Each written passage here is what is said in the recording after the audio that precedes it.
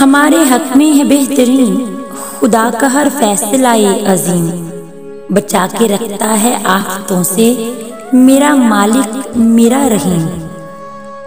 کبھی اللہ ہمیں بیمار کرتا ہے تاکہ ہم اپنے وجود کی بہتر دیکھ بھال شروع کر دیں۔ کبھی اللہ ہمیں دکھ اور تکلیف دیتا ہے تاکہ ہم مضبوط ہو جائیں۔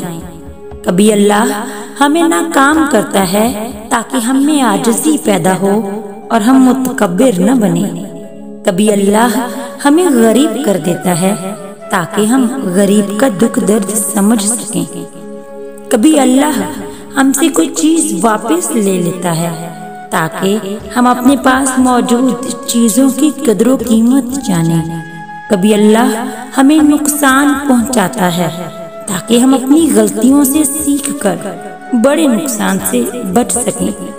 اس لیے ہمیں پختہ یقین ہونا چاہیے کہ اللہ جو فیصلہ بھی کرے وہ ہمارے حق میں بہتر ہے۔